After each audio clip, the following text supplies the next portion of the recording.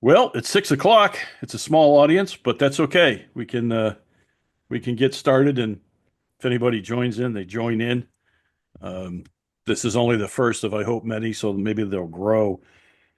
Uh, Basically, what we're trying to do, there's a lot going on in the membership world, not just for Goal or NRA, but membership is changing drastically across the country, and we've done an awful lot of research. So what we're trying to do is get as much online exposure or opportunities for our members as we can. Um, it's just, especially post COVID, trying to get people to come to anything is incredibly difficult. Um, the event we had, the big banquet, there has never been a lineup of those speakers anywhere in the country ever. And we sold 250 tickets, but that should have been easily 500. The annual meeting this coming Sunday, I think there's 50 people coming out of 23,000. So that shows us a lot.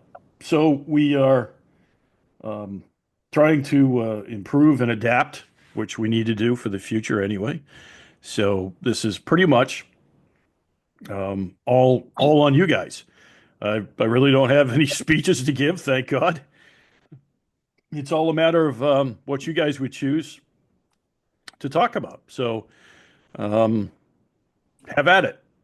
I would start with doesn't look like Angela, but Angela's iPad. Yeah, it's my wife. It was my wife's iPad, and I haven't had the heart to change it. That's okay. She's been gone for a while, but she still guides me in most things I do. Oh, God help us, right? If we didn't have them, my Lord. But I'll tell you. Yeah, the one yeah, thing, like everybody else, I think in the state right now, is mm, trying to understand this abundance of laws that they passed.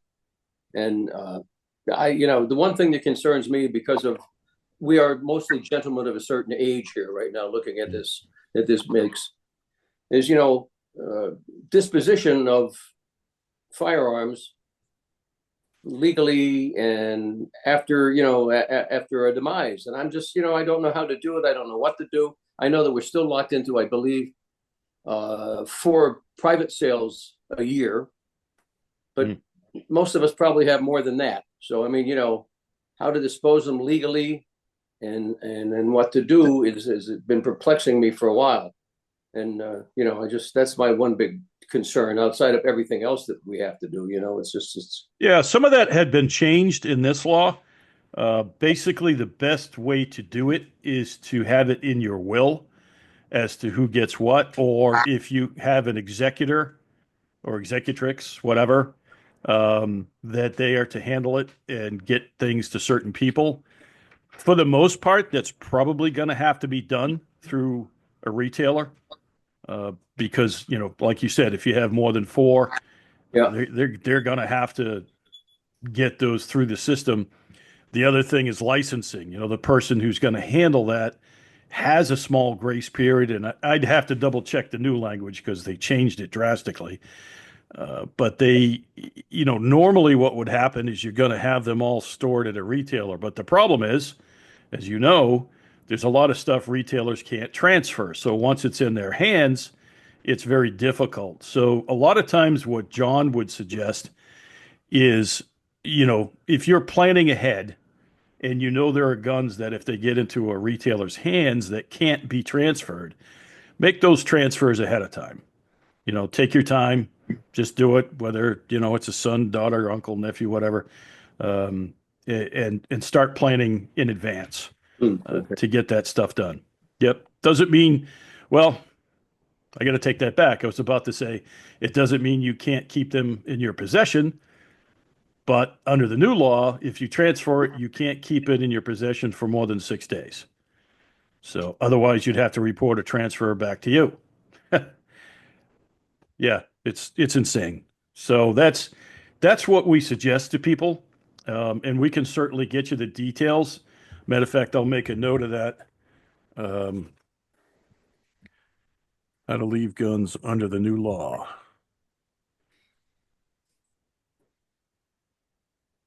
Of course, this is all too contingent um, on this whole registration system being put in place.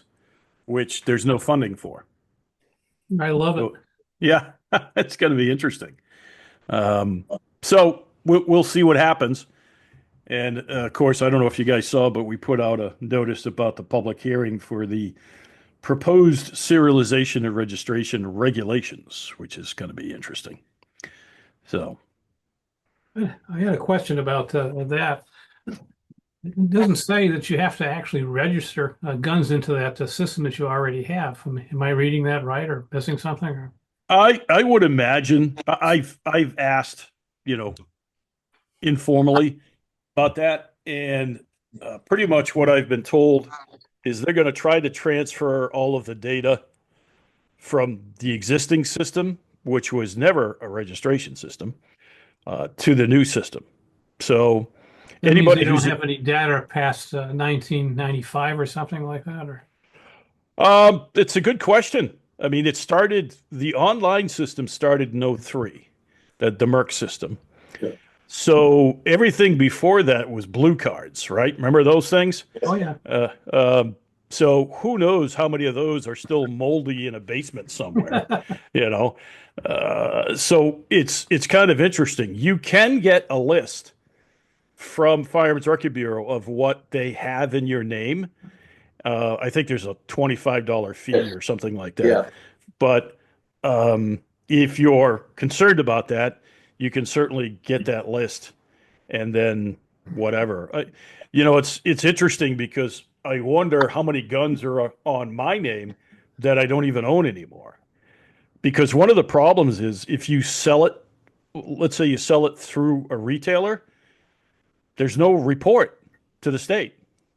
You just sell it to the retailer.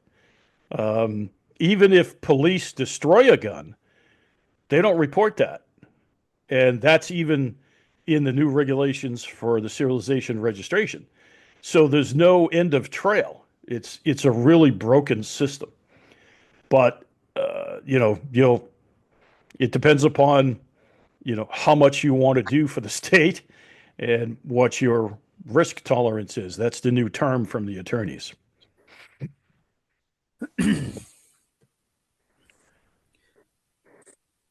Paul, you May got I anything? ask you a question?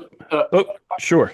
Um, What do- if you have property in another state, you're subject to their laws when you buy a gun as a while you're staying there. I'm not talking about being a resident. Yeah. And if you bring that gun back, are you required to register it? So, Yes. so you have a gun stored at a different property out of state, and you want to bring it back to Massachusetts. Yeah.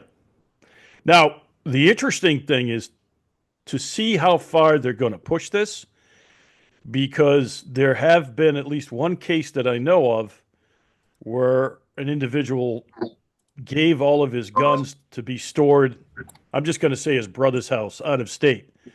And when he lost his license, the police ordered him to recover those guns and turn them into Mass.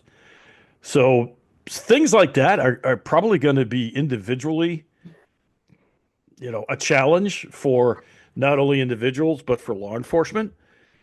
All this stuff is really up in the air depending upon how they're going to enforce it.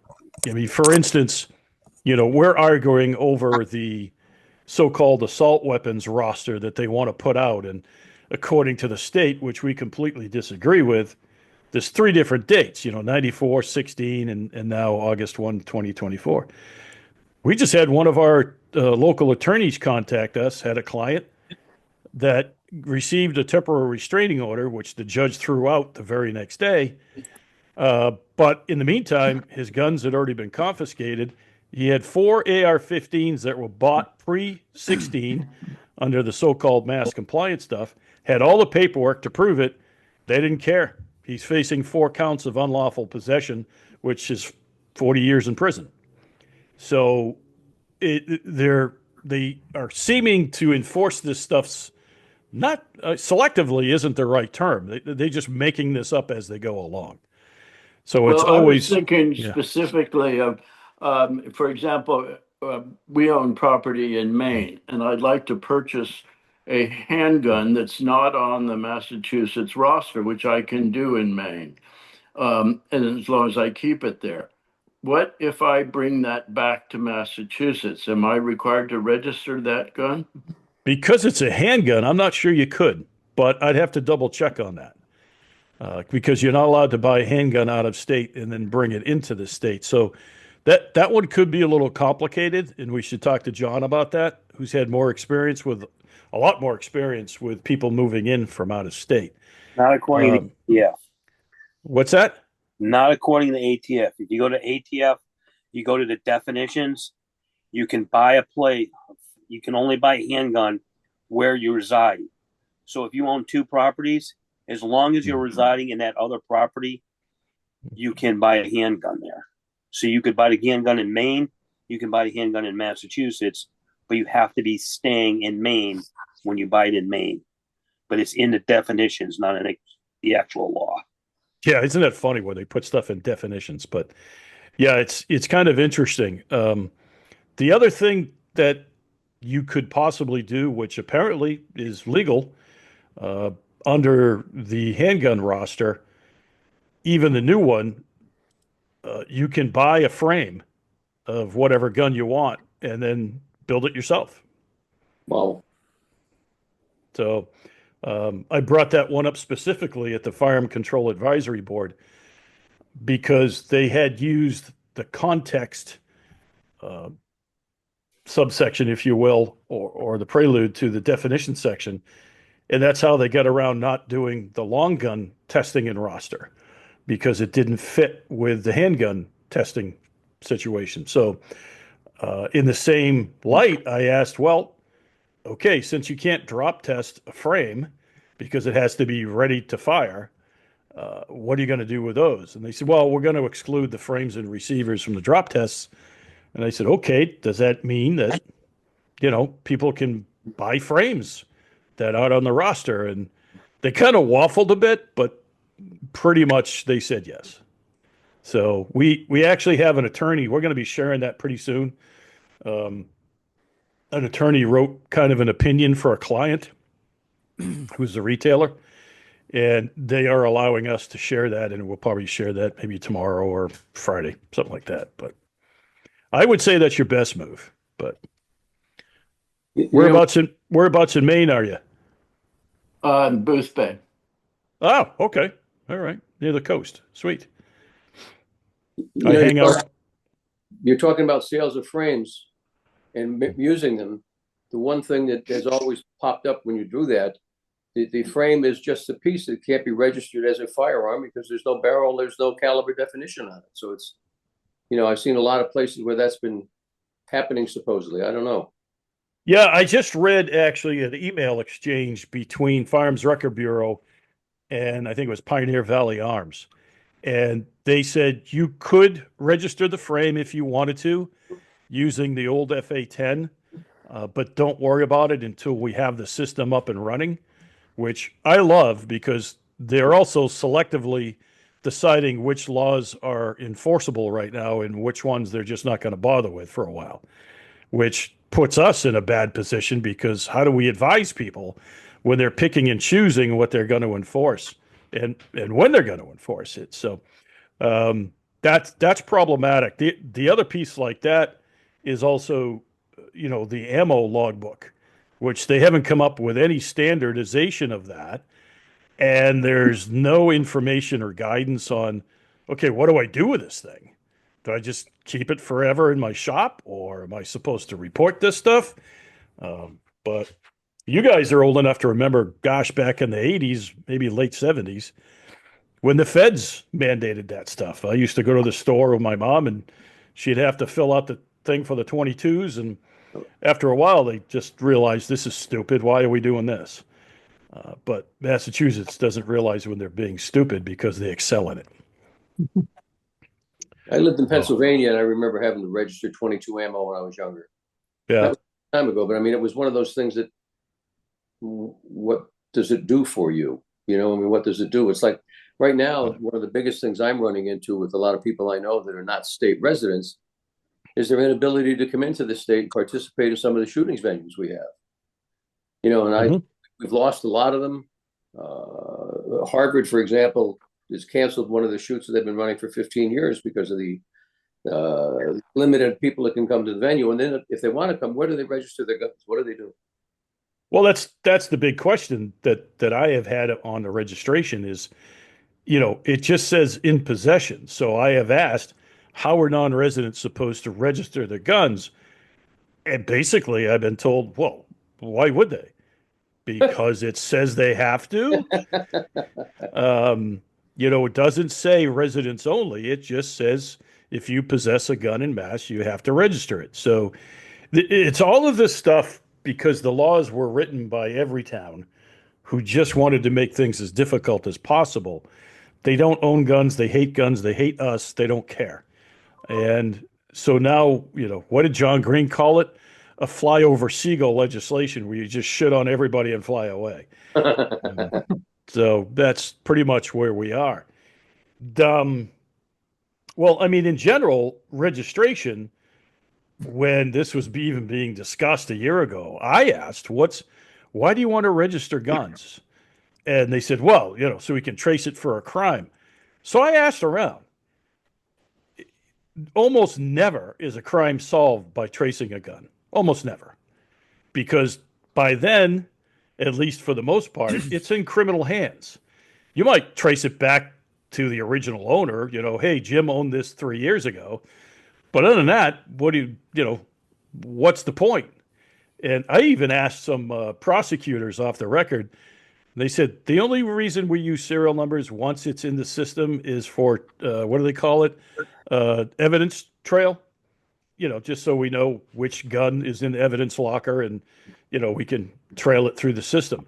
But other than that, gun registration serial numbers are almost never used to solve a crime, but they don't care. Well, So they'll be able to solve crimes if they make owning the gun a crime, and then they go after the people who are on their registry. yeah, I mean, that's basically what we have is a set of gotcha laws. Yeah, If they want you, they got you. that's what it looks like. Yeah. I've got an ammo question. Okay. Under the old law, we were supposed to store ammo in a way that a 6-year-old could not accidentally find it, put it in a gun, and hurt somebody. But under the new law, I'm very confused as to how we're supposed to store ammo. Do they address it? Yes. Yeah, I think it still has to be in a locked container. Yeah. But there's Okay. no, I'd have to double check that because I don't know if they apply the same locked container standard to ammo as they do a gun. And of course, you and I both know the last thing you want to do is store ammo in an airtight, cabinet or safe. Well, I'll pour a little water in there so they won't Yeah. dry out. But no, even the fire department will tell you store it in like a metal grate cabinet or something, because if it's contained, that creates pressure, and if for whatever reason the ammo, there's a fire in the house, pressure equals what with ammo. Right. So, but that's usually how we have told people to do it. Those who do it, I mean, I guarantee you that a huge percentage of gun owners have no clue they're supposed to store their ammo. Because if you've seen some of the basements that I've seen, Oh my! But during lockdown, some of the ammo that was available, if we could find it, was in moldy cardboard containers that had half deteriorated. oh, absolutely. Matter of fact, I'll tell you a funny story. There's a guy, is his name Gary or Greg?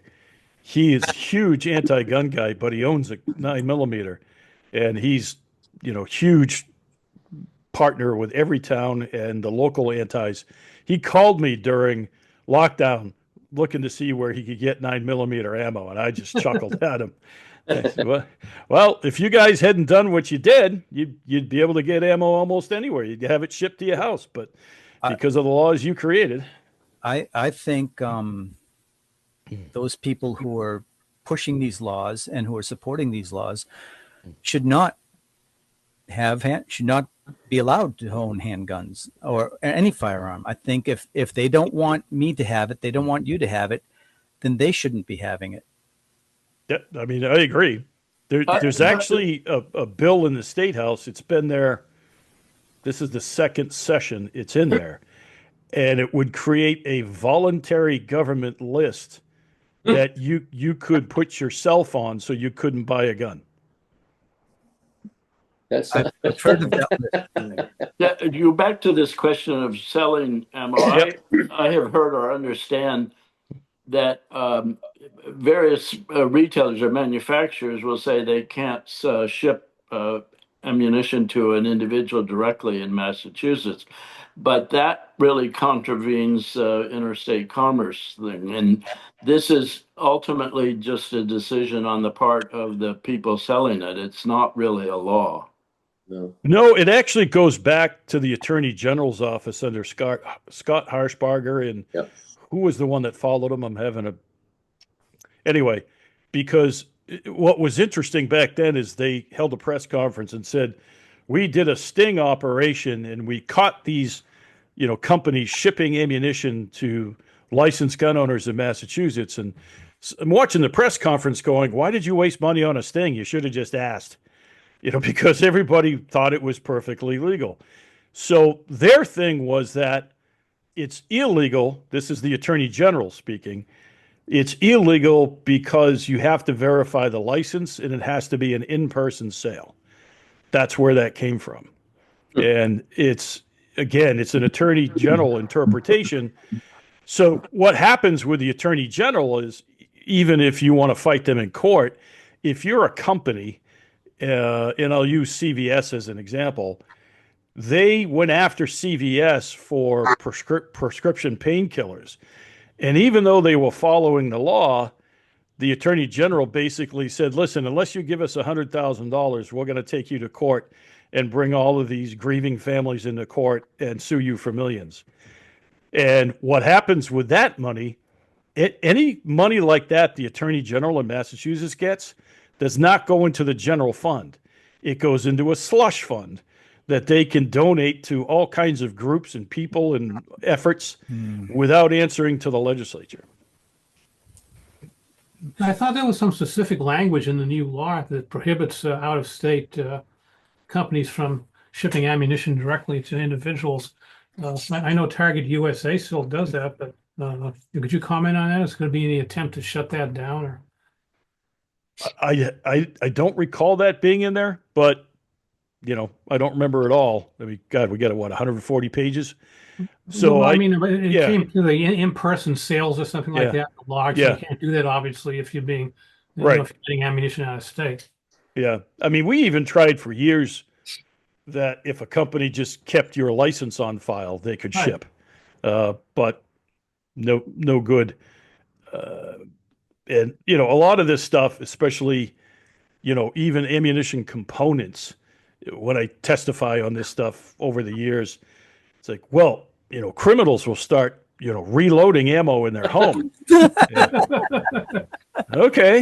They're reloaded in their tents. Yeah. So, I just see a UPS truck backing up from Midway, USA to some gangbanger's house with a bunch of Dillon presses and casings and primers. And so, yeah, it's silly.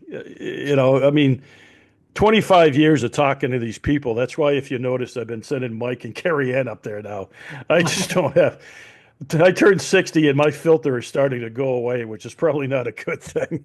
So yeah, it's crazy. The laws themselves were designed so that you can't follow them. Like I said earlier, if they want you, they got you. There's no person who has a license in Mass that can either understand or follow the laws if they really want to. It's designed like that on purpose. So there is one good thing. They wrote the law so bad that if you have a Class 3 FFL, certain things don't apply. And a Class 3 FFL is $30 for 3 years. Because it says FFL. It doesn't say kind of FFL. Right. So for $30, I get my collector's license, and I don't want to push it because I know they have more money than me. But like, I didn't read the new law yet. Under the old law, you couldn't have a 17-round magazine unless you were an FFL. but it didn't say what kind of FFL. Yeah, I mean, who knows? That might be something that comes down the pike in a regulation. So those are the kind of things we don't talk to them about because they'll change it tomorrow if they have to.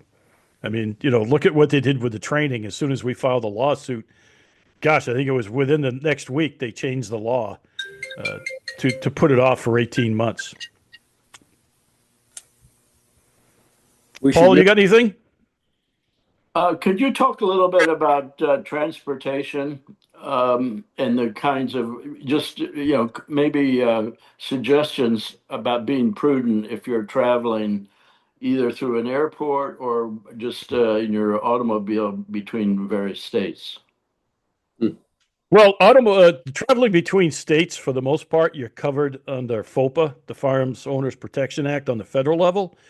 The problem is states like New Jersey, New York, and Massachusetts also want to enforce their storage and transportation laws on top of FOPA. And that, I don't know if that has been challenged yet, but it's certainly something that they are pushing. As a matter of fact, one of our local attorneys contacted us, and a gentleman from Vermont was traveling through Massachusetts. He was in his 70s, a veteran, and was pulled over for whatever. And the officer saw a large capacity magazine in his back seat in plain view. No ammunition, no gun, just a magazine. He has been charged with unlawful possession of a large cap magazine and unlawful transportation and storage of that magazine. So here's a guy in his 70s, totally did not seek to hurt anybody or break the law, and he's probably facing 20 years. One of the things that we are talking to our attorneys around the state is we need to start putting this stuff out because there's a lot of people who don't think this is being enforced. And so far, it's not the attorney general, it's the district attorneys that are being ultra aggressive on this stuff. Whether it's a magazine, whether it's the gun, but they are being super aggressive. Yeah, they're being aggressive with us, but not with the people they're arresting and letting go. That's the problem. That's because we're easy. I know. Yeah. We're easy targets. Nobody roots for us, just us. That's the problem. Yeah. Not too long ago, they picked up a drug runner only a couple miles from my house with a 17-round magazine in his high point. And they got another drug pusher, and I think it was in Everett, with a 30-round magazine and his AR. And no, the laws didn't affect them at all.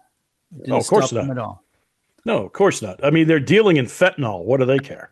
They just plead it away. Yeah.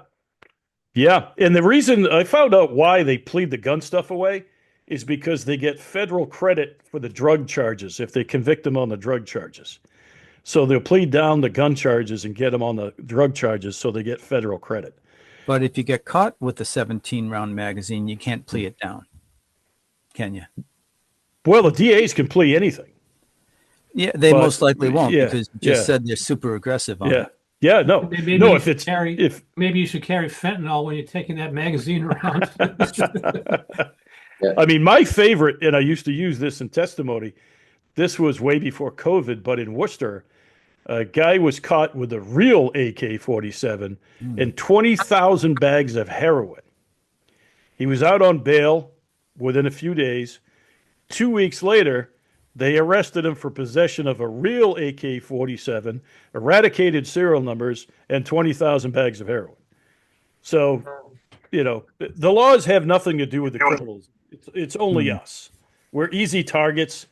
They can make headlines, We even had retailers under Healy, not many, but we had a few that we knew they were in trouble by the AG, but they couldn't tell us what happened because the AG made them sign a non-disclosure agreement in the settlement that if you talk about what happened, we will charge you with whatever, 100 counts of whatever, and just swamp you in so many charges that you'll beg to get out of it.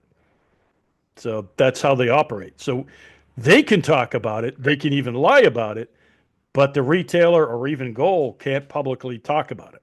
Hmm. It's a shakedown, you know? What do they say? It's a nice business you got there, you know? Yeah. So, but So how hard would it be to shake them down for an Article 6 violation? well, first of all, you've got to tell me what an Article 6 violation is. So basically, the Constitution, Article 6, no man nor corporation or association of men have may any other title or obtain advantages or particular or exclusive privileges distinct to those of the community. So basically, what you're saying is, Yeah. if the police officer how can a police officer have a 17-round magazine, but I can't? Well, how did Congress pass the Obama healthcare package and exempted themselves? But they weren't in Massachusetts, Yeah, but it's still a federal law. right? You But know, Congress can't pass a law that exempts themselves, but they did it anyway. Basically, the simple answer to that question is the way the Massachusetts legislature and administration has been working these days is they don't care if something's unconstitutional. They basically say, if you don't like it, take us to court. Well, you're not going to win in a mass court because thanks to Charlie Baker, he flooded Massachusetts High Court with all anti-Second Amendment and frankly anti-constitutional people. And all you have to do is look at the Donnell and Marquis case that just came out about non-resident licenses. They literally wrote those two decisions side by side because they referred to each other and then released them at the same time. How do you refer to a decision that you didn't even know? So it was pretty obvious they were fabricating the whole thing. And the other problem is, unless it's blatantly unconstitutional on the federal level, it's very difficult to take a state, even a state constitutional law, to federal court. And even if you did, the first district federal court, forget it. We have no hope here of protecting constitutional law with our local courts or our local federal courts. The only hope is the Supreme Judicial Court. I'm sorry, the Supreme Court, SCOTUS. And right now, they're not defending Bruin, which is really frustrating. So basically, you're saying that the feds couldn't take Massachusetts to court for violations of Bruin then? Well, they could, but the problem is they're, and I knew this when Bruin passed. If you know American history, like Brown v. Board of Education, you know, when SCOTUS passed Brown v. Board, did things get hugely better for the people of color? No, they got exponentially worse. Virginia actually shut down public education for 2 years, so they didn't have to comply. So when Bruin came down and everybody was celebrating all over the social media, hey, we won, I knew, guys, now we're just getting into the fight because the states, and there's only like 6 states in the country that are anti-Bruin, but those states, just like the southern states, are going to double down and make things exponentially harder for us. And it takes years to get this stuff through the system. And all of these people, the keyboard commandos that sat on the sidelines while we were fighting this and just said, stop all this nonsense in the State House and file a lawsuit. Okay, well, so far we filed 2 lawsuits in federal courts, which have been mooted because the state said we're not going to enforce that anymore. So we spent hundreds of thousands of dollars bringing very good cases to court, only to have them just thrown away because the judge is, says, well, why should we go move forward with this case? They're not enforcing the law. So what's the constitutional danger? Now, me and my just general guy attitude is, well, the law itself is unconstitutional, but that's not how the courts look at it. If nobody's being harmed, they pretty much don't care. I have a question about gun control bills. I don't remember that. I think it was called the FAIR Act. That was an attempt to, I think, deal with states promulgating rosters and things like that. But it's the Senate 5224 and the House 3898 or 3888. Are you familiar with these? Is that state or federal? Federal. No, no, I have not. I'm sorry, but I have enough to do here. That's why I rely on the NRA and others for the federal stuff. It's just an impossibility to deal with both federal and state at the same time. Okay. So I'm not familiar with it, but there's a lot of moves that certainly, under the Trump administration they could do. One, for instance, is you folks probably are well aware of the ballot question initiative that Toby and his gang have moved forward after we got them started. Well, we knew there was going to be an opposition group, if you will, to fight it on their side, and they just announced that they had been formed. But the group that formed them, probably a month ago, got, I think it was a $300,000 grant to fight gun violence by the Attorney General. Hmm. So they used that to set up the opposition group. You think So- that ballot question has a chance of passing and 135 going away? Or What I can tell you is that the other side around the country is going to dump millions into this state. Oh yeah, yeah. They're going to have commercials with dead kids and beat up moms, and so who knows? Who knows? But we're trying to work with Toby and his gang. I shouldn't call gang. Toby and his coalition to craft messaging, because just saying whatever, we want our guns, or this is a bad law, that is not going to sway people when they're seeing commercials of dead people and crime-ridden streets. It's just not going to sway them. Probably the biggest hope is not just the law, but the way it was passed. Everybody knows if they've paid attention, that this thing was railroaded through in the middle of the night, literally. They came out, they went dark on us for about 2-3 months, came out with the language at 8 o'clock at night, and then passed it the next day in both the House and Senate with virtually no debate. So, and that was after we stopped them dead cold. One of the things I will tell you in light of that, when I speak at universities, which isn't a lot, but I do, I tell the students the most dangerous thing about COVID was not the disease, it wasn't the vaccine, it wasn't the masks. It was that government on every level reached to find their boundaries and did not find any. They realized they could do anything they wanted, and even if we brought them to court, there's no repercussions other than a judge telling them don't do that anymore. They learned they don't need us. They don't care. If you go to the State House, it's a ghost town. They'll show up for a hearing, they'll show up for a vote, and then go home.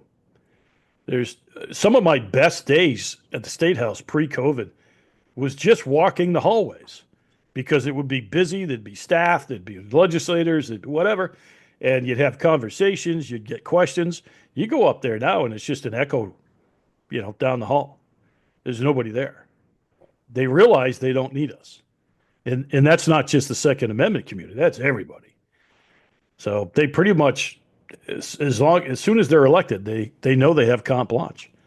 And again, even if you do take them to court, the legislature is completely immune from any prosecution as far as what laws they pass, which to me is ridiculous. But that's the way it goes. And even, I'll tell you, does everybody know what a FOIA request is? no, Yes. It's a Freedom of Information Act request, which means you can go to a state agency, I don't know, pick Fish and Wildlife, they pass a regulation or something on deer hunting, and you want to know how they got to that point. You can you file a FOIA request. Now, in Massachusetts, you have to pay reasonable research fees. When Romney was in office, it wasn't a big deal, but we did a FOIA request and we got a letter back with the legal site that said the governor's office in Massachusetts is not subject to FOIA because it's not an executive office. Okay, well, it's not judicial and it certainly isn't legislative. There's only one branch left. but yeah, the courts ruled way back that the governor's office is not subject to FOIA because it's not an executive office. You know, they think they're not subject to audits too. Well, yeah, somebody was asking if Goal, they contacted, hey, can Goal put any pressure on the legislature about this audit? And I said, hey guys, there was a ballot question, wow, how many years ago about reducing the income tax? And it was hugely popular and passed big numbers. See that? you know? So once again, the legislature pretty much ignores us and does what they want to do. And a lot of that is because there's no opposition party. Plain and As you simple. say, the joys of living in a single party state. Yeah, it's pretty much what it is. And even the Republicans, for the most part, the Republicans we do have won't push an envelope. I mean, Mike Harris always brings it up that during the fight as this new law was coming through the process, it was moved along during informal sessions so they could get to the vote part. And during informal session, only one legislator has to stand up and object, and it stops the whole session. And when this thing was moving through two different times during informal, there's always at least one Republican in the chamber. And you could see them sitting at their desk, scrolling through their phone as this thing was being pushed along. And when Mike and I approached him and said, hey, what are you doing? Oh, it's just informal. It's going to go anyway. You know, why make a fuss? Seriously? Because you have very limited powers, but you should actually try to use those powers in your defense of the Constitution. But What's wrong with these people? well, here's what's wrong for the most part. If you buck this, well, let's just use the House for example. If you really push hard against the speaker, you're not going to get your local funding in the upcoming budget. And that's what they use to threaten people. Hey, you need that school, you need that bridge, you need that whatever. Shut up, sit down. Otherwise, you ain't getting that. So you have to go back to your local people and explain why you couldn't get the funding because you stood up for whoever. But that's precisely the power they have. Now, if you're a Democrat, same thing, but also those who are chairpersons. If you're a chair of a committee, you can make upwards of $25,000 extra a year. You don't do what the speaker tells you to do, you're not going to be chairman tomorrow, and you lose that money. So these people should be good doing this as a public service, not as full-time employees and everything, getting money like that. I mean, look at the state of New Hampshire. They have a part-time legislature, and I think they get a stipend up there, maybe $700 a year, and they're out of session most of the time. But I mean, that's well, it's funny because I have these discussions all the time with people that, term limits are okay, but the most dangerous thing is a full-time legislature because now they got to justify their time. Right. I think Maine, what are they in for 60 days on year one and 30 days year two, and that's it. Then they go home, and that's the way it should be. Yeah. I joked about Congress years ago when I was speaking somewhere, and I said, all these people that have lavish homes around D.C., nope, this should be a volunteer job, and as long as you're in D.C. for that month or whatever, we're going to put you up in the Army barracks so you can see how the people live that you screw over, and you're going to have to deal with their medical care and everything else, and then we'll send you home. But I mean, it's so obvious. Just look at the Massachusetts legislature is not the same necessarily, but Congress, who comes out of there broke? Nobody. So the full-time legislature is the most dangerous thing this country has ever invented, hands down. So, I mean, just like them, love them, hate them. Look what Elon Musk has found in just a couple of months. I'd love to have him here for a couple of months. Whew. We have an auditor, and as a rule, she should be able to audit, and they don't want any part of it. Nope. It's amazing. Nope. When I started working for Gold 24 years ago, the state budget was $17 billion. This year it's going to be 62. And that's only what's on the budget.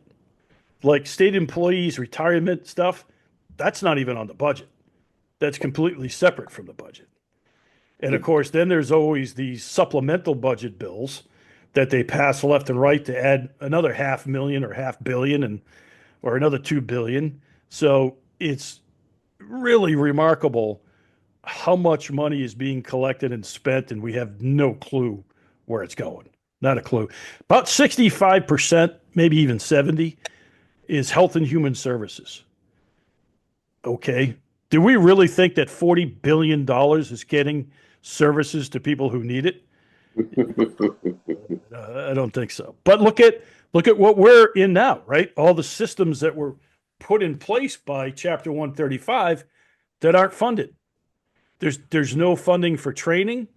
I mean, I have a state police officer that sits next to me at the Firearm Control Advisory Board, and he's got to be careful what he says, obviously, because of who he works for. But he says we have been given no guidance on how to enforce these laws. And specifically the assault style firearm stuff, with the state pushing the 3 dates that we think is basically in violation of the law. He said, I pull somebody over and something happens where maybe it's a DUI and I have to search the vehicle and I find these guns locked up like they're supposed to be. They have a license. How the hell am I supposed to know which variation they can own and when they could own it? So what do I do? Just charge them with unlawful possession and see where it goes? Last hunting season was the same with the environmental police, especially with non-residents, the garbage that they were trying to face. We know for certain a non-resident hunter cannot bring in a semi-automatic of any kind. So that crushed the waterfowl hunting, and certainly the waterfowl guides on the coast got crushed. You can't bring in a handgun unless you have a temporary LTC. So all of the competition stuff is out the door. Now, I brought that up at the FCAB, and I was told by Ron Glidden, no, it says right here that if you're on a range and you're under the supervision, you're okay. I said, but how do you get it to the range? And he said, well, and somebody else jumped in and said, well, there's exemptions for traveling through. Yes, through, not to a destination, inside of Massachusetts. So there's so much interesting, confusing, frustrating stuff that we're trying to work through. And all we can do is tell folks, what we know and what's going on. The one thing I won't do is tell people what they can and can't do. It's just foolish of us to even try. We can tell you what the law says. We can try to help you figure it out. But in no way, shape, or form are we ever going to say it's perfectly illegal to do X. Yep. Because then the next thing you know, they're arrested, charged, and they're going to say, well, Gold told me I could do it. Yep. No. So that's not going to happen. I got a question. Yep. How hard would it be to get to the U.S. Attorney? I mean, the Attorney General. Because if you can change one thing in the ATF regulations and make it easier to get an FFL and not technically become a Massachusetts dealer, most of these laws exempt FFLs. Well, here's the interesting part, because we've talked a lot about that. Because now retailers have to register their inventory, which nobody's ever heard of across the country, other than, the bound book, right, Mark? So you got your bound book. But now they have to register their inventory. So the question remains, can retailers register guns that can't be lawfully sold in mass? And if they can't, can they possess them under an FFL? Well, the problem is you have two different things. You have the FFL that allows you to transfer the gun, and then you have the business license in Massachusetts that lets you become a business. If you just have an FFL and you don't engage in the sale of firearms, these laws are just basically unenforceable. I mean, you go in with that little piece of paper and say this big, huge, screwy number on it, and say, "I got an FFL." Yeah, but the problem is, again, you get into the weeds of things.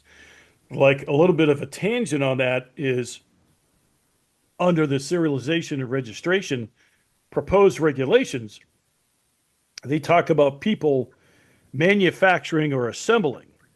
Now, the definition for manufacturing in mass under this new law is widely different than the federal law. So, when Mike and I were going through the regs, I'm like, Mike, we don't manufacture guns. We might build something or change something, but they're now specifically using the term manufacture. So it's all in how, Massachusetts, and of course, you guys know under Biden what they tried to do to people through the ATF on, are you in the business of selling guns? Right. So it's just so complex because we don't know, because they haven't been trained yet. We have no idea how these new inspections are going to go when people come in, the state comes into a retailer and said, "Hey, what's that? You can't sell that here." Well, I know I'm not selling it here. I'm selling it out of state. No, you can't have that here. We don't know if that's going to be the case when we've asked that question and haven't gotten any answers. It's just a matter of the other thing. Just on that line, it has become evident in the last couple of months that EOPS is not willing to give any more guidance. And the long gun roster stuff was kind of the first point of that because FCAB, went through this context thing and put a memo to the secretary advising the secretary that, yeah, don't try to get a long gun testing and roster system in place. It's just not going to work. You can't do it. The attorney for the secretary who sits in FCAB said, "Yep, secretary agrees with you. Wants no part of a roster of testing, so we're good." And I have asked for 2 months. Can you give me something from the secretary that I can put out? And what he sent me was the memo from the FCAB, and I had to remind him. We constantly tell people FCAB is only advisory. We can only advise the secretary. We cannot make decisions. So the secretary has to be the one to put his signature to it. And so far, they do not want to do it. Even the black powder stuff, which is tremendously confusing, they have no interest in putting guidance. And the only thing I can conclude from this is every time they have to put out guidance, they weaken their own law because they know how bad it is and it's unenforceable. So it's going to be interesting this summer to see if they're going to continue with this stonewalling or they're actually going to try to help citizens comply. Or we're it's why do they care? They already got the bribe. Yeah. Yeah. It's pretty sad.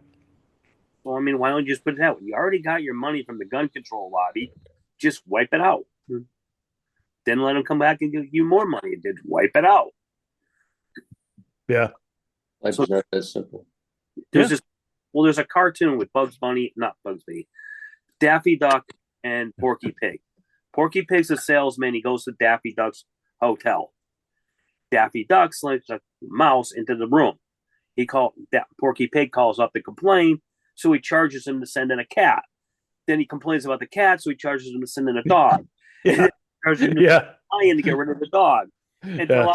he's got an elephant in there, and then he's charging him to send the mouse in to get rid of the elephant. Yep.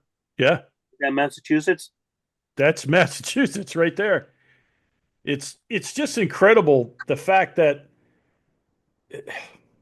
they, not to get too far off on data, but we've been tracking Massachusetts data since 98. And ever since 98, gun-related homicides have drastically increased. I think 11 years, was it 11 years? No, it was more than that. It was almost 25 years after that the state's own system gave us the numbers that said gun-related homicides had jumped 111%. But when I try to bring that to people's attention, they say, oh, that's nonsense. Massachusetts has the lowest gun death rate in the country. Only if you include suicides and accidents. That's how they get to that number. Now, accidents, we might lose one a year, maybe two. And we don't even know if those are lawful citizens. As far as I know, they're a gangbanger who's too stupid to know how to use a gun safely, and Darwin has a party. The other is suicide. Well, suicide rates are climbing drastically in Mass, but it's hanging. But the overall suicide rate in Mass is lower than almost every other state because of our access to health care. You know, if you're on a ranch in Wyoming, where the hell are you going to go for mental health care? Versus, you know, Massachusetts, where it's not good, but it is there and you can access it to some extent. So I brought these numbers years ago. I had a friend that got me a meeting with the editorial board of the Boston Globe, laid out all the paperwork. Here's all the state reports. These are just numbers we took from their reports and put it together. They looked me right in the face and said, we don't believe you. I said, I'm not asking you to believe me. I'm asking you to be a journalist, you know? And if you ever saw the video that we have up where we were testifying on this bill before a joint committee, was it public safety? No, it was public safety committee. And the rep from Lawrence accused me of basically doctoring the data Yeah, I to saw prove that. my own point. Yeah. So I shut him down pretty quick. There ain't much up there that's going to intimidate me. So you're barking up the wrong tree, dude. Which, you know, on a personal note, it's even worse for them now because 3 years ago I died and came back. You don't intimidate me. I'm sorry. They have a different perspective now. Yeah. So, but anyway. So, guys, I don't want to keep you all night. I don't mind answering more questions. Well, We said I have about just an hour. I have a quick question, if you don't Yeah, mind. sure. About ammunition getting serial numbers punched on them or something. I think that was something that the Microstamping? Oh, the the microstamping That's the stuff. word I was looking for. Where's that going? Well, they have a committee in the State House on what do they call it? Emerging firearms technology. Yeah. Oh, And yeah, I know, right? Sounds awful important. Woo! sounds all right. Yeah. That was like the state commission on the state seal and flag that I was on for 2.5 years. Oh my God. We actually, now, not calling anybody dumb, but pay attention to how I'm saying this. On that commission, we spent 1.5 years discussing how we were going to approaching the subject. Talking about it? That's Yes. time spent, huh? Time well spent. Yeah, 1.5 years. So that started during lockdown. So my wife and I are working here at the table I'm at, and the first 2 meetings, she goes, I know you. How did you have the patience to get through those online meetings? So, but then I made fun because I knew they were never going to accomplish their goal just by the way they were working. So every meeting, I would wait to the end of the meeting and ask them a question I knew they didn't have an answer for. And it would stymie them for a month until we had the next meeting. So, but yeah, I don't know. We got a good report. Actually, the state trooper I mentioned, who's on the FCAB, is also on that committee. Now, here's the interesting thing about the government not knowing what they're doing. The first meeting that I went to of that committee, the emerging technology, the new colonel of the state police was there. And then this young trooper who's on the FCAB walks in, and he went up to the colonel, hadn't met him yet. Say, hey, how you doing? What's going on? Da, da, da. He says, so what brings you here? And he goes, oh, Colonel, I'm on the committee here with you. Really? The colonel had no idea that a trooper was on the committee with him. And I'm like, okay, there's a good He's the sign. boss, and he didn't know. Yeah. As far as the microstamping goes, who knows? I mean, the legislature will pass anything at this point. But what I found amazing was that the one person, I should say there's two, he's partners, but the one person that has the patent on the system was He on the committee. right? Yeah. Yeah. So the other thing they're looking at is the so-called smart gun, and BioFire is the first gun that has been approved for the roster in mass, and the owners are dead against mandates. They absolutely will. Matter of fact, they said if you mandate this stuff, we will no longer sell in your state. They should not be mandated. And they're not a good carry piece. They actually kind of advertise them for home defense. But there's so much with their technology that does not really conform, I guess, to state law. When matter of fact, when the testing report came through FCAB, I said, wait a minute here. This is a new technology. How do we use this in conjunction with, say, a revolver? Because under the law, or the regs, I should say, when they're drop tested, they have to be ready to fire. Now, they don't have a fully live cartridge in there. Somebody was smart and said, oh, you can just use, a casing with a primer in it to see if the primer goes off. But, which also changes the weight of the guns. But the BioFire gun is not ready to fire unless somebody's fingerprint or facial ID has activated it. So how does that pass muster with what the other guns have? Well, you to drop deal the with? owner along with the gun, right? Well, I was just thinking of some of these movies, like John Wick, where they cut the finger off and tape it Yeah. to the gun. Yeah, that would work too. Yeah. The other thing which the state trooper brought up was a whole host of issues on decommissioning the guns, because the BioFire company testified once they are programmed with Jim's whatever, fingerprint or facial, you can never undo that. So Really? you can't resell the gun. And the company said, we will not undo that for anybody. It's yours. Okay, so what happens to that $600-700 gun when somebody dies?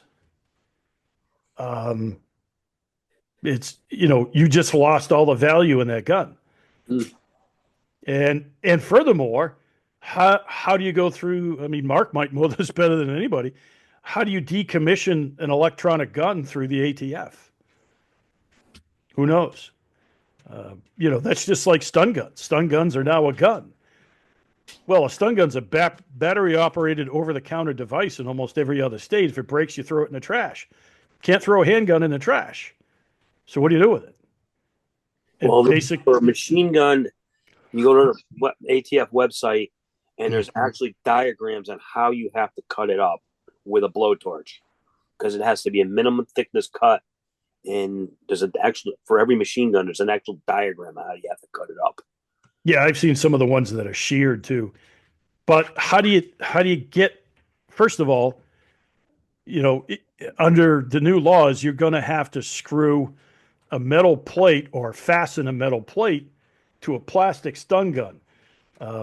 I was a former machinist and radio mechanic. I'm not screwing anything to a battery operated system that's designed to shock you. So I'm not sure how that's going to work. Batteries out first. Yeah, I guess. Some of them, I don't even know if you can. But also, if so far the only thing that we've been said is turn them into the state police, but the state police are going, what are we supposed to do with them? We don't want barrels and barrels of just deactivated or broken stun guns, because what the hell are we supposed to do with them? But yeah, it's weird. Anything else, guys? I get a stupid question. How hard would it be to come up with a shadow army just to do social media? So it doesn't come back to goal, but they just do pro gun social media. Well, I mean, I would say that's pretty easy. Somebody just has to organize it. I don't know anybody, and Yeah. I also have some legal problems with that with my job. So, Yep. I totally understand that. I've got a question. The new laws seem to prohibit carrying just about every place. And they said if you go onto private property, you need explicit permission. Did they define what explicit permission was? Not yet. Not No. yet. Okay, of No. course. And Yep. so we're pretty much, we can carry in our house, pretty much in our car, as long as we're driving on the road, not pulling into a gas station. Well, they changed that to when they passed the final piece. Okay. And because the original draft said, basically you had to have permission to go on anybody's property, like driving through Dunkin's or whatever, Right. unless they posted a sign that said you could, which can you imagine that in Massachusetts? So a No. business posting a sign, Starbucks, come on in, bring your magnums. We like the high caps. So most of that was taken out. They focused mainly on government administrative places. So, your town hall, whatever, obviously the schools are still in play. The, parks and things like that are kind of interesting. We're not sure. Hunting, again, is going to be a little problematic. We're going to have to do a little bit of a deep dive on that, probably this summer, just to let people know how that's going to go. And by the way, I don't even know if we could do this somehow in a court. I am really pissed off that Fish and Wildlife is selling hunting licenses to people who can't use them. I understand last year they didn't have time to say no, but they wouldn't even give refunds to people who were scared to death to Right. come in here and hunt.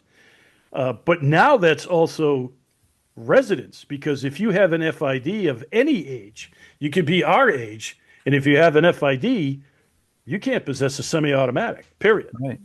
So they're selling licenses to people that literally can't use them, but their excuse is, well, you can still use black powder. Really? Are you sure? Because I'm not. Or you can use a bow. Really? Okay. But they don't say this on their website. And some of the information on their website about a guidance, we don't agree with. And of course, we would like the law to disappear.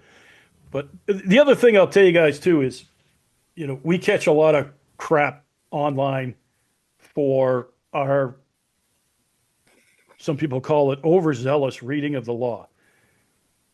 The way I see it is our job is to keep you guys out of jail and out of trouble.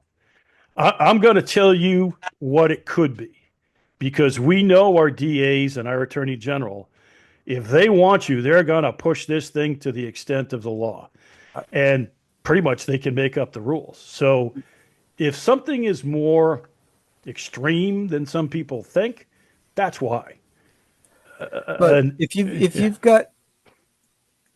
got a liberal DA foaming at the mouth because they smelled cordite on you, you want to read it as aggressively as possible so that you stay away from the edge and you don't cross over the line. Right. That's the way we look at it. Yeah. Now, the local attorneys, it's sad to say, when they are called by people, the first thing they ask is, what's your risk tolerance? That should Risk never be a tolerance is case. 0. Yeah. Because But- if I get busted on something, then Yep. my family loses the house and my kids drop out of college. Yeah. So my risk tolerance is 0. Right. But, people talk a good game behind a computer screen and a keyboard. Yeah. Come get me, come get it. Yeah. Yeah. We'll see what you think when you're sitting in jail facing 50 years in prison and nobody's there to help you. I was in discussion with a friend who has 3 children and a wife.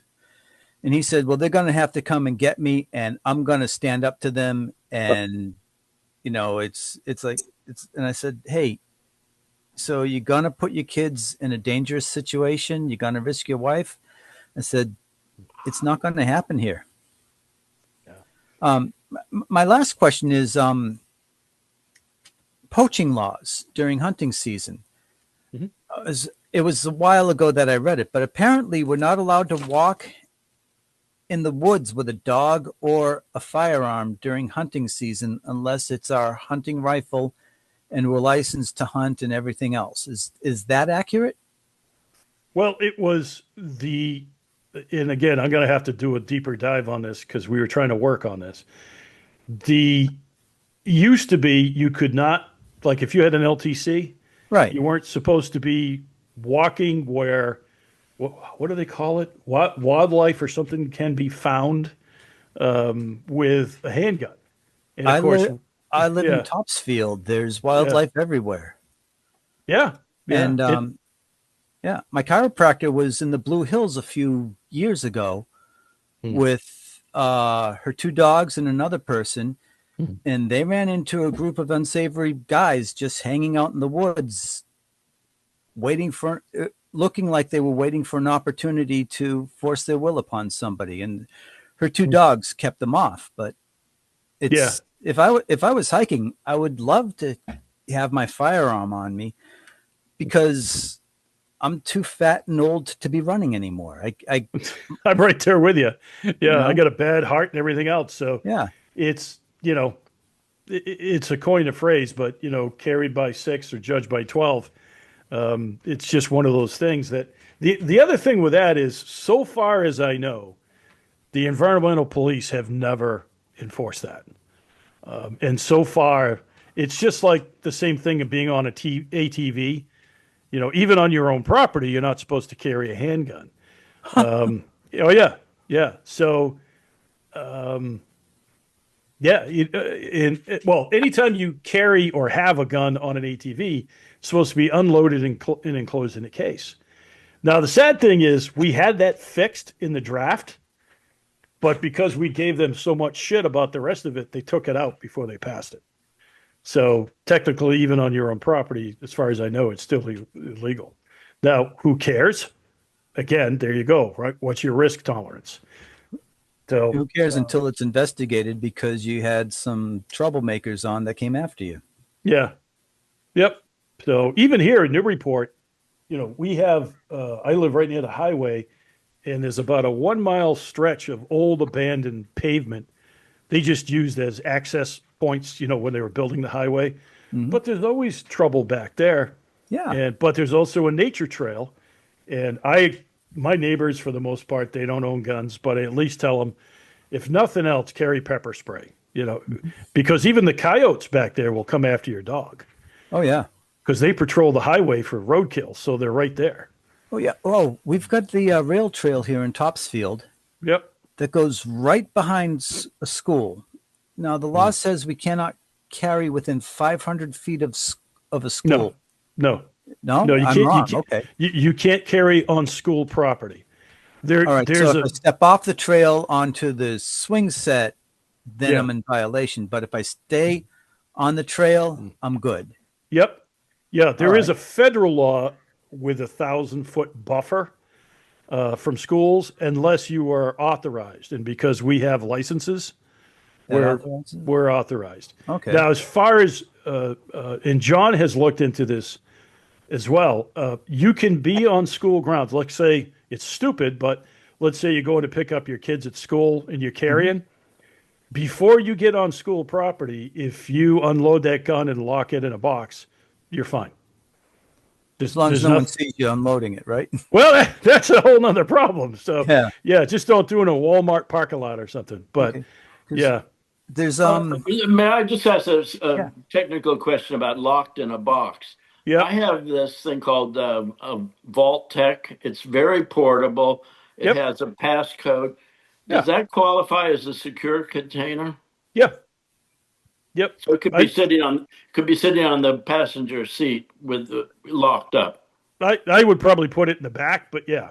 Okay. Um, I know some people that actually, there's some of the products, I have one, I haven't done this, but there's some products that actually come with a steel plate that you can bolt to the floor of like your pickup truck in the back seat. And there's a latch where you can actually, if you unlock it, you can take the whole box with you. So there's all kinds of those things. There was a time a long time ago when, gosh, when was this? 2014. Because the laws, and they're even worse now. What has to be locked up? How does it have to be locked up?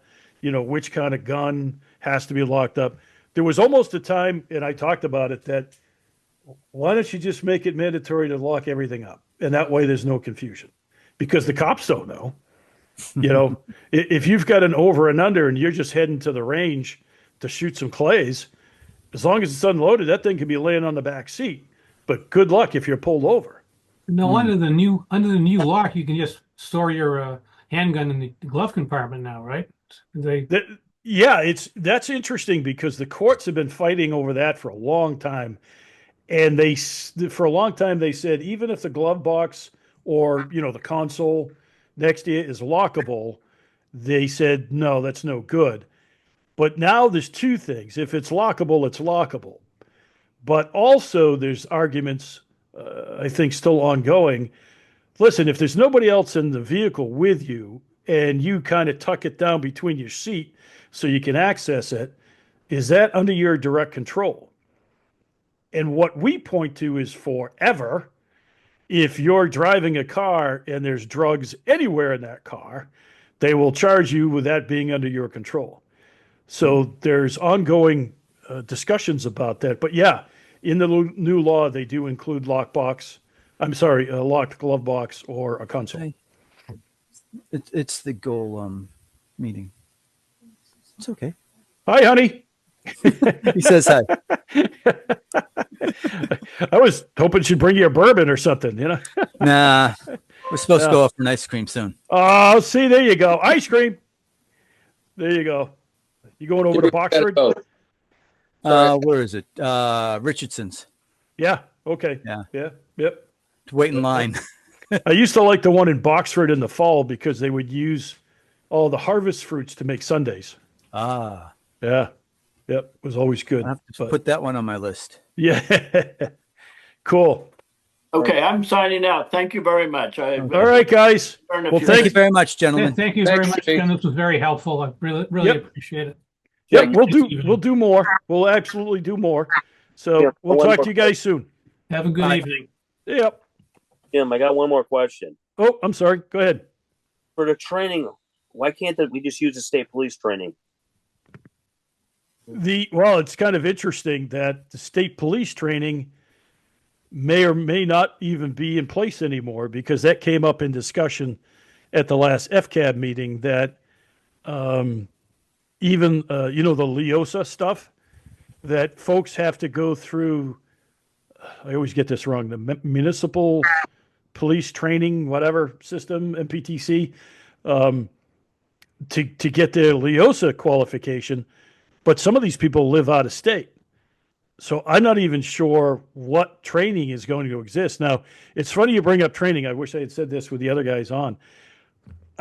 When this came up at the FCAB this past week or so, I mentioned that, well, because of live fire, I assume that Hunter Ed is no longer good for FID cards.